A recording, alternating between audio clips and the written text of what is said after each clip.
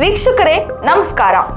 ದೆಹಲಿಯಲ್ಲಿ 1984ರಲ್ಲಿ ನಡೆದಿದ್ದ ಸಿಖ್ ವಿರೋಧಿ ದಂಗೆ ವೇಳೆ ತಂದೆ ಮಗನನ್ನ ಕೊಲೆ ಮಾಡಿದ್ದ ಪ್ರಕರಣದಲ್ಲಿ ಕಾಂಗ್ರೆಸ್ ಮುಖಂಡ ಸಜ್ಜನ್ ಕುಮಾರ್ ದೋಷಿ ಎಂದು ವಿಶೇಷ ನ್ಯಾಯಾಲಯ ಬುಧವಾರ ತೀರ್ಪು ನೀಡಿದೆ.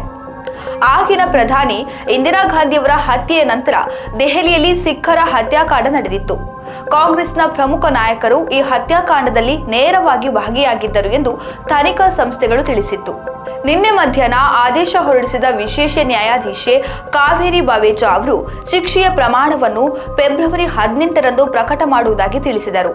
ಸಜ್ಜನ್ ಕುಮಾರ್ ವಿರುದ್ಧ 2021ರಲ್ಲಿ ಐಪಿಸಿ ಸೆಕ್ಷನ್ 302 ಕೊಲೆ, 147 ಗಲಭೆ, 148 ಮಾರಕ ಆಯುಧದಿಂದ ಶಸ್ತ್ರಸಜ್ಜಿತವಾದ ಗಲಭೆ, 149 ಸಾಮಾನ್ಯ ಉದ್ದೇಶದಿಂದ ಮಾಡಿದ ಅಪರಾಧದಲ್ಲಿ ಕಾನೂನು ಬಾಹಿರವಾಗಿ ನೆರೆದಿದ್ದ ಪ್ರತಿಯೊಬ್ಬ ಸದಸ್ಯರು ತಪ್ಪಿತಸ್ಥರು, 308 ಶಿಕ್ಷಾರ್ಹ ನರಹತ್ಯೆಗೆ ಪ್ರಯತ್ನ, 323 ಸ್ವಯಂ ಪ್ರೇರಣೆಯಿಂದ ಗಾಯಗೊಳಿಸುವುದು, 395 ದರೋಡೆ ಇನ್ನಿತರ ಆರೋಪವನ್ನ ಮಾಡಲಾಗಿತ್ತು.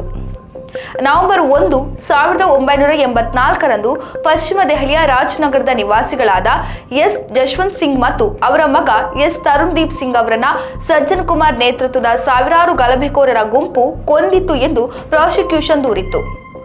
1984ರ ಗಲಭೆಗಳ ಪ್ರಕರಣಗಳನ್ನ ಮರುತನಿಖೆ ಮಾಡುವುದಕ್ಕಾಗಿ ಗೃಹ ಸಚಿವಾಲಯ 2015ರಲ್ಲಿ ರಚಿಸಿದ್ದ ವಿಶೇಷ ತನಿಖಾ ತಂಡದೆದುರು ದೂರುದಾರರು ನವೆಂಬರ್ 23, 2016ರಂದು ಹೇಳಿಕೆ ದಾಖಲಿಸಿದ್ದರು.